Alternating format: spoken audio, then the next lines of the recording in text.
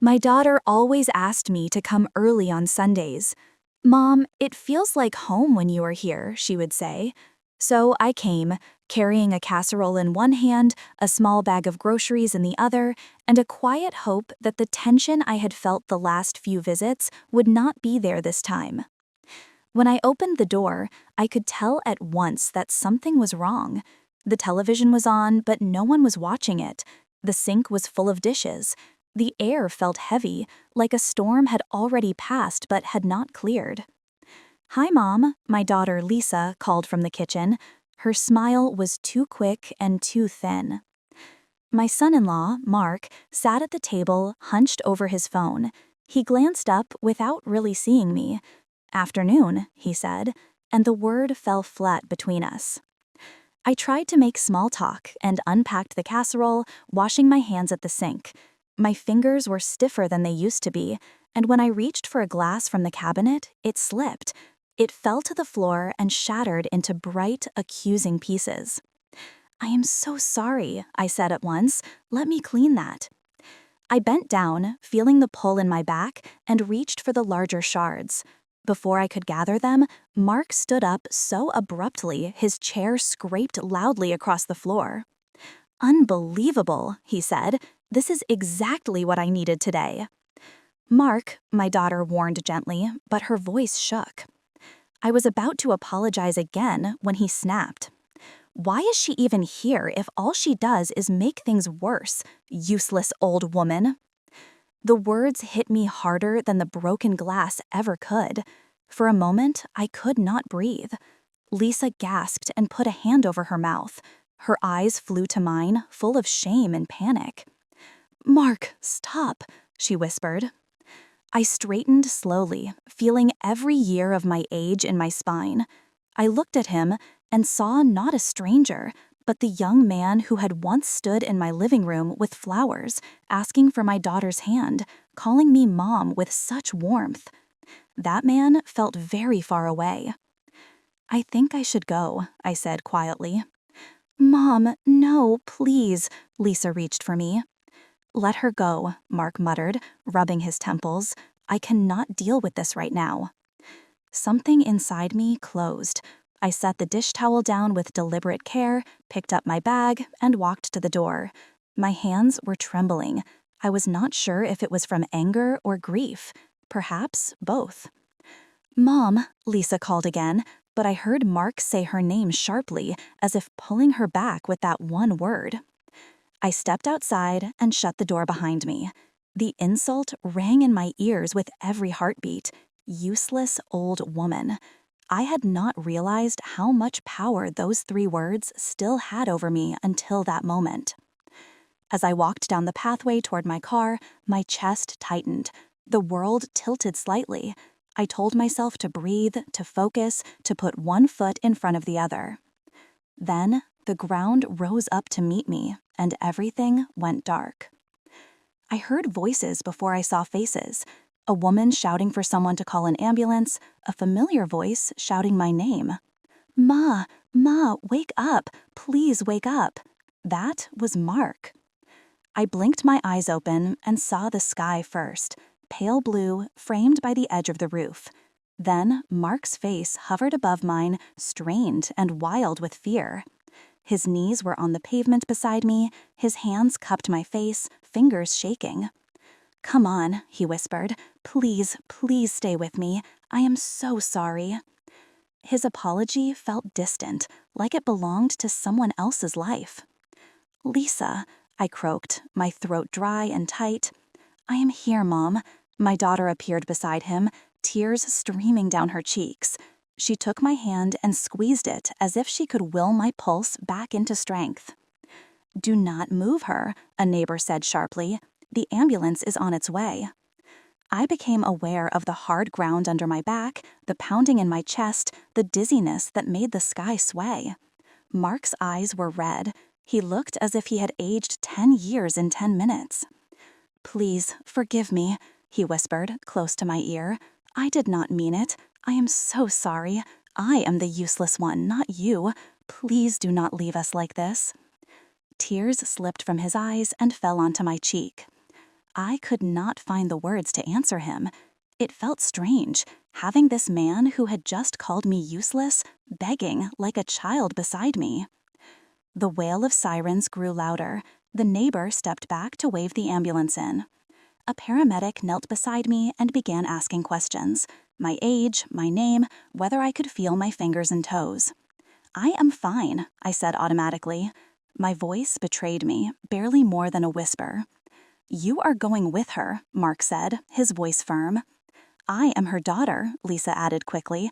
Her hand would not let go of mine. "You can both come," the paramedic replied, "but give us space to work." As they lifted me onto the stretcher, my vision blurred again. Through the haze, I saw Mark drop to his knees on the driveway for a moment, his hands clasped. His mouth moved, forming words I could not hear, but I recognized the posture.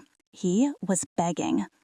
The insult, the fall, his sudden terror, all twisted together in my mind. I tried to hold on to consciousness, to piece together what this all meant. The last clear image I had before they slid me into the ambulance was of Mark's face, pale and desperate, as if he believed he had just killed me with his words. Hospitals have a way of stripping away pride. The gown, the fluorescent lights, the endless questions. By the time they had taken my blood pressure, drawn blood, and attached monitors, I felt less like a person and more like a fragile object under examination. Lisa sat in a stiff plastic chair by my bed, her hands folded so tightly her knuckles were white. Mark paced at the foot of the bed, back and forth, as if motion could soften his guilt. The doctor, a woman with gentle eyes and tired posture, came in holding a chart. "You had a vasovagal syncope episode. In simple terms, you fainted. Your heart rate and blood pressure dropped suddenly. It seems stress and emotional strain were triggers." Mark flinched at the word stress. Lisa leaned forward. "She is going to be okay, right?"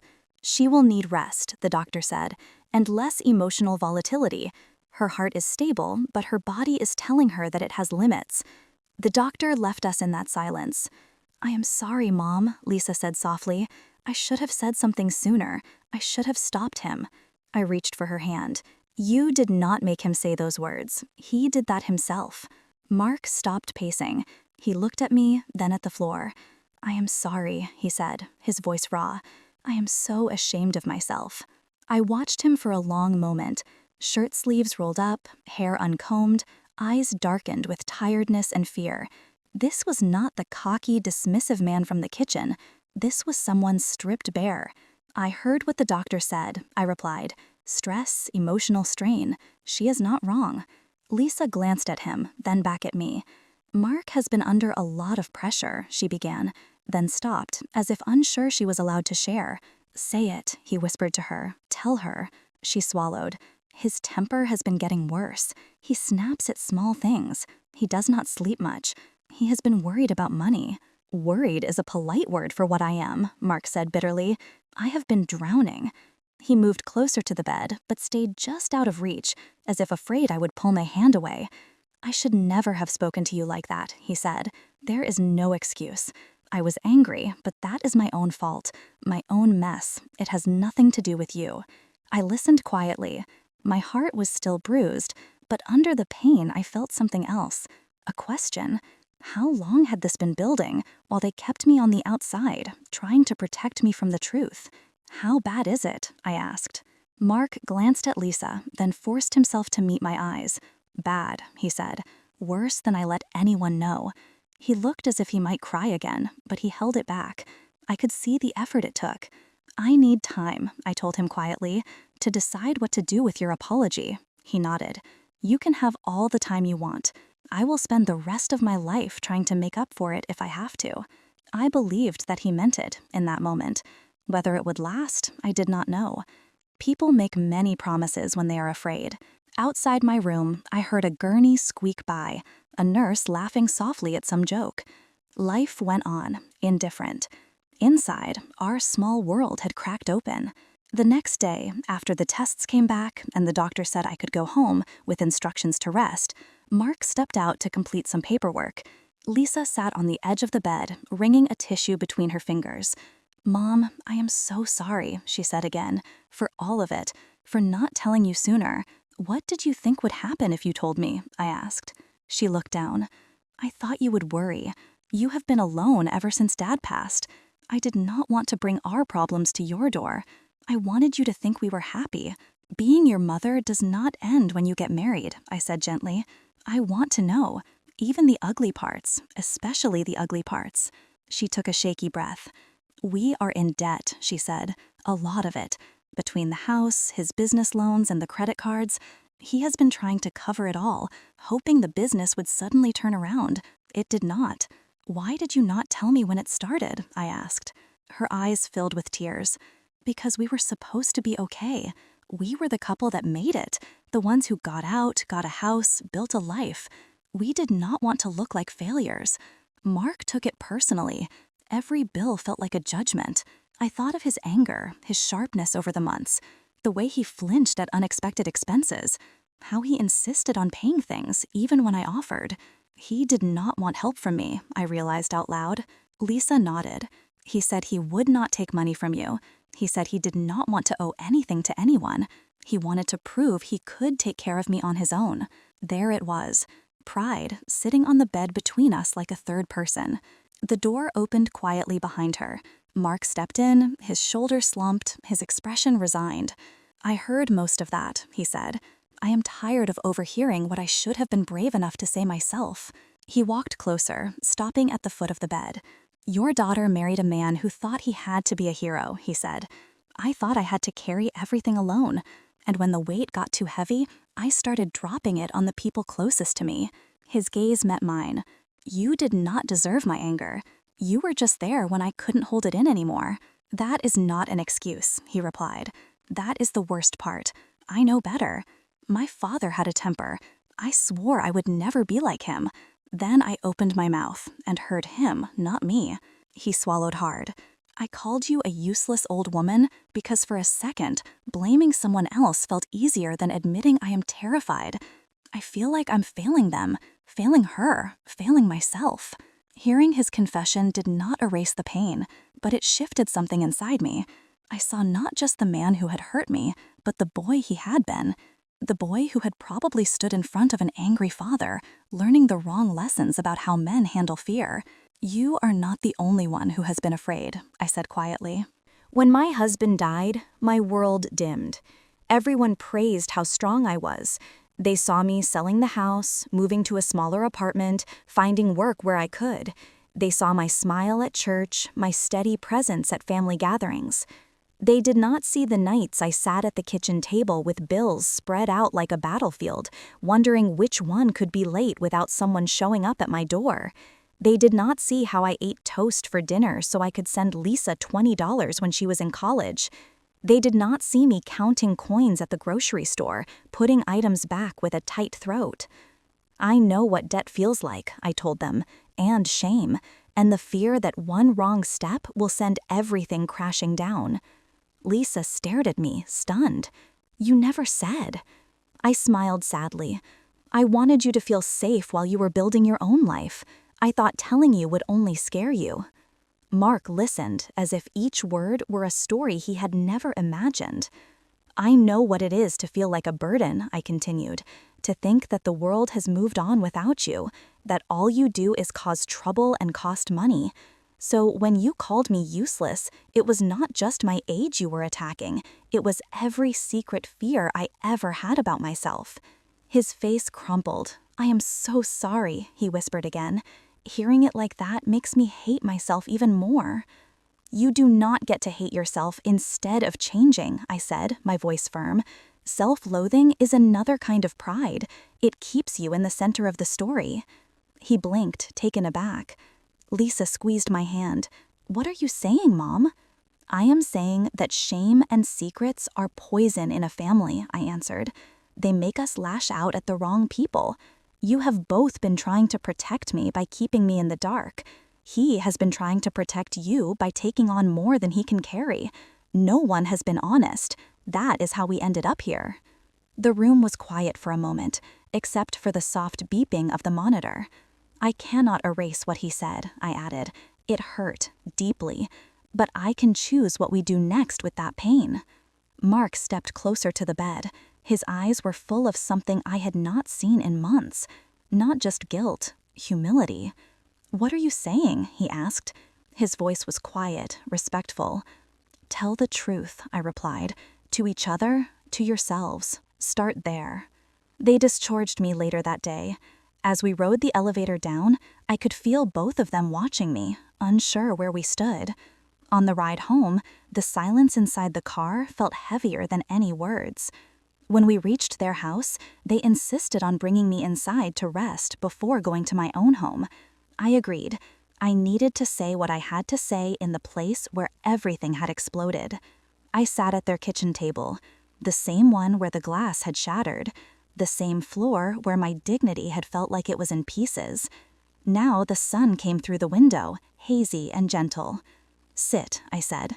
They both obeyed, Lisa to my right, Mark directly across from me. "I am grateful you brought me to the hospital," I began. "Grateful that you did not just let pride keep you inside. I saw you on your knees, Mark. I heard you beg. That was real." His eyes dropped to the table. "But apology is only the beginning," I continued. "There have to be consequences and change. Otherwise, those words mean nothing." He nodded slowly. "I am listening." "First," I said, "you will never speak to me that way again. Not in anger, not in a joke, not in anything. If you do, I will not come back to this house. I love my daughter, but I will not allow myself to be hurt in that way." "Understood," he said. "I accept that." "Second," I turned to Lisa, "you will not protect me by hiding the truth from me. I am not a fragile ornament. I am your mother. Let me decide what I can handle." She wiped her eyes. "Okay, Mom." Third, I looked back at Mark. "You need help. Real help. Not just promises. Your temper, your stress, this need to carry everything alone. It will destroy you and everyone around you if you do not face it." "I know," he said. "I already looked up anger management classes while you were asleep, and a counselor for us. I thought about it before, but I never followed through. I will now." There was no defensiveness in his tone, only weary acceptance. "We also need help with the finances," Lisa said, glancing between us. "I think we should see a financial counselor. Make a plan. No more guessing." "That is wise," I agreed. "You got into this together. You should get out of it together." I reached across the table, laying my hand flat on the wood. "I will not rescue you with money," I said. "Not because I do not care, but because this is your responsibility and your marriage. I will, however, be here with advice, with experience, and with love, if you want it." Mark looked up at me. "I do," he said. "I need it. I have spent so long trying to prove something. I don't even know what anymore. I am tired of pretending I can do it alone." "Good," I said, "because family is not about pretending you're strong. It's about admitting when you are not." The tension in the room shifted. It did not disappear, but it softened around the edges. It felt less like a battle and more like the first fragile step toward repair. In the weeks that followed, I watched carefully. Words are easy. Patterns are not. Mark started attending anger management classes twice a week. On those nights, Lisa would send me a brief message. He went, he talked, he came home quieter, thoughtful. They also began couples counseling.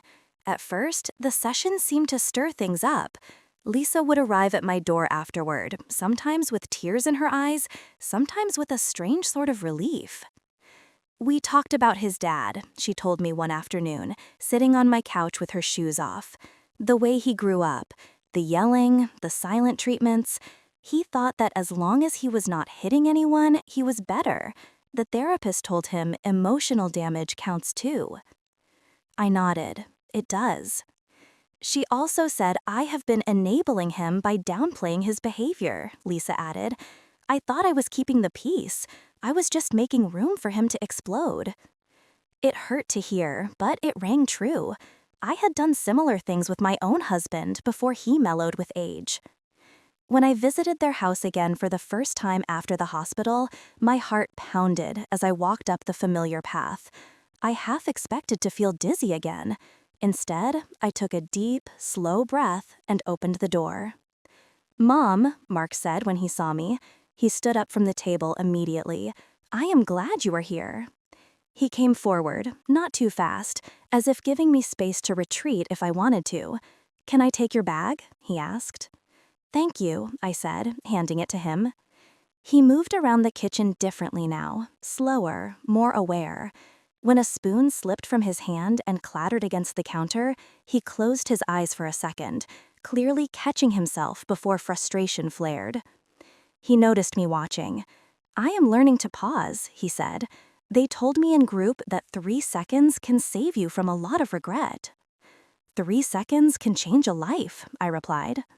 He smiled a little, then gestured to a chair. "Please, sit. You get the good seat today. No arguments." Lisa joined us, her face brighter than I had seen it in months. As we ate, the conversation flowed easily. When something difficult came up, like their budget meeting with the financial counselor, they did not shut down. They spoke about it openly, as partners.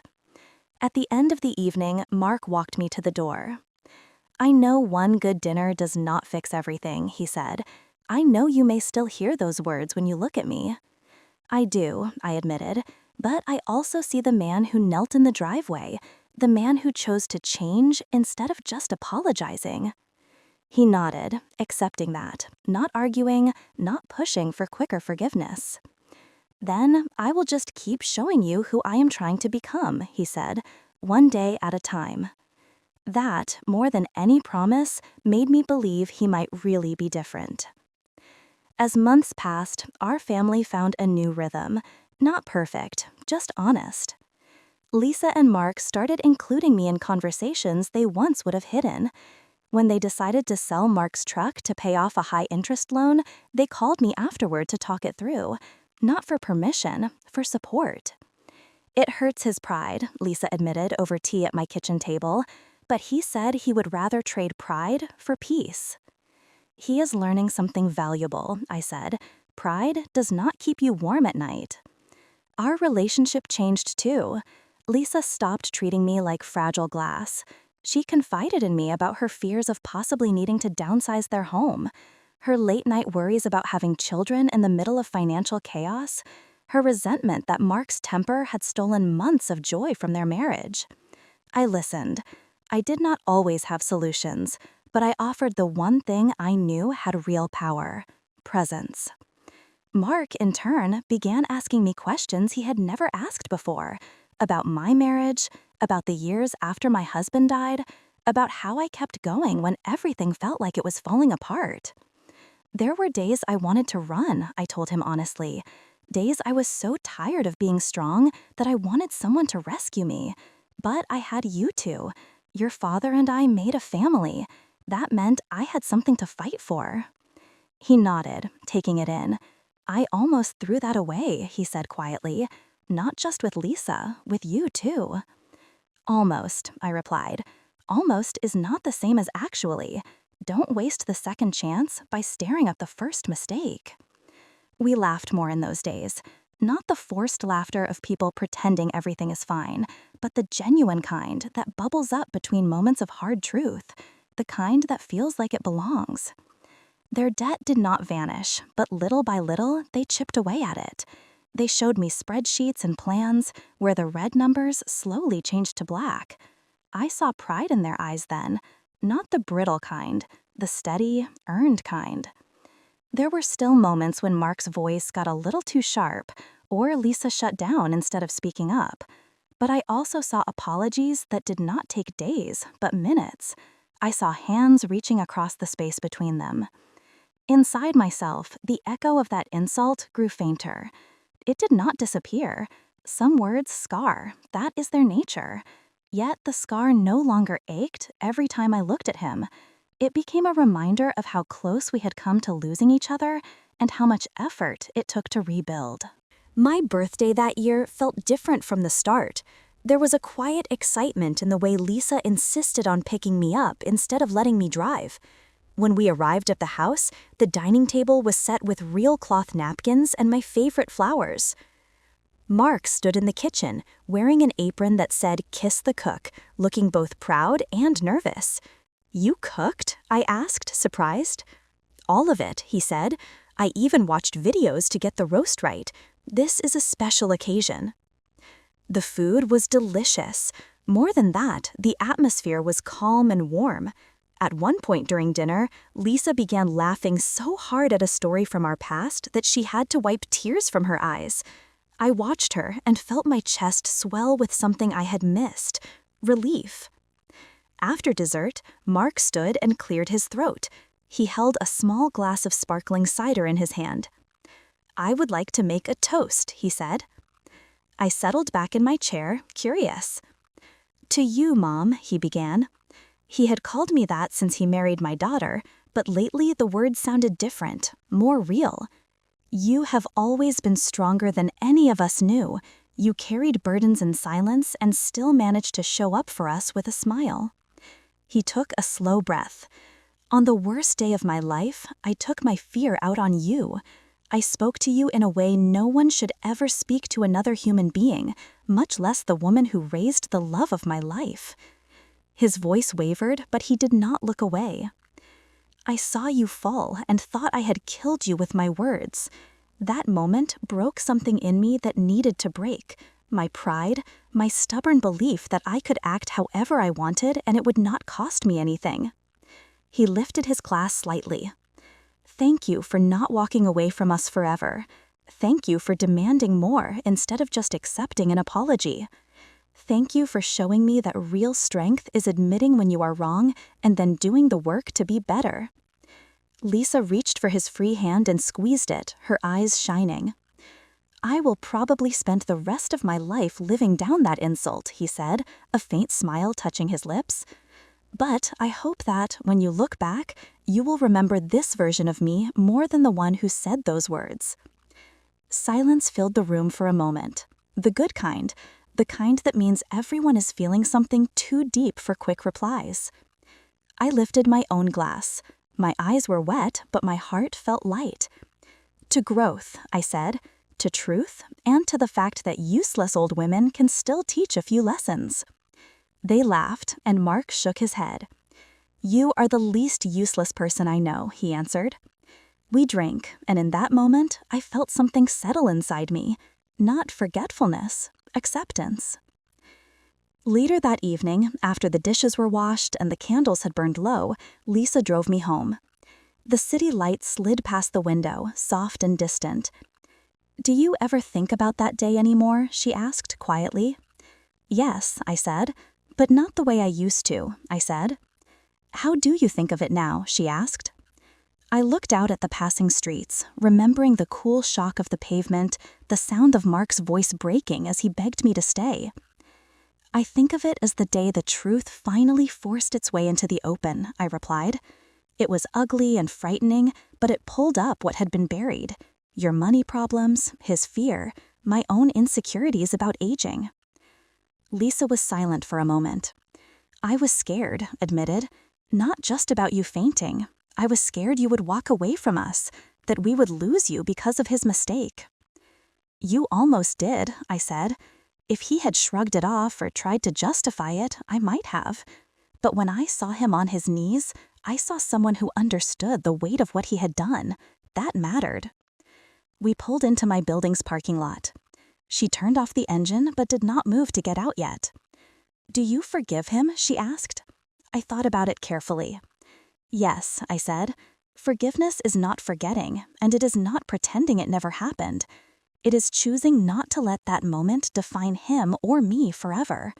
It is believing that change is possible and then watching to see if it is real."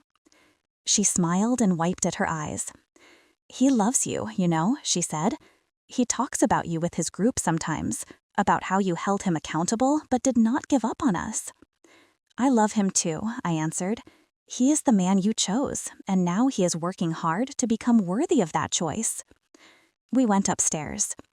She walked me to my door, hugged me tightly, and waited until I was safely inside before leaving. That small act of care warmed me more than any blanket. That night, alone in my quiet apartment, I thought about the words that had once pierced me. Useless old woman. They no longer fit. I thought about the years I had raised my daughter, the nights I had kept our lives afloat with prayer and stubbornness. I thought about the secret struggles I had carried after my husband died. I thought about how I had stood in that hospital room and demanded better from a man who had hurt me. I was not useless. I was a mother, a widow, a woman who still had value, wisdom, and love to offer. I was part of the reason my family had not shattered completely. My presence, my boundaries, my willingness to forgive but not accept disrespect had changed the course of our story. Sometimes I still see Mark's face as it looked that day on the driveway, pale and terrified, tears dripping onto the concrete. Sometimes I see him raising a glass at my birthday, voice steady and humbled. Both images are true. But when I think of him now, I think of the man who learned that apologizing on his knees means nothing without standing up and living differently. I think of the way he looks at Lisa with gratitude instead of entitlement. I think of the calls he makes to check on me just because. I turned off the light and lay down, a smile on my lips. Useless old woman. No, I am a woman who has lived, who has fallen and gotten up, who has loved and been hurt and chosen to love again. I am far from useless. I am enough. And for my family, especially for the son-in-law who once broke my heart and then helped mend it, I am exactly who I need to be.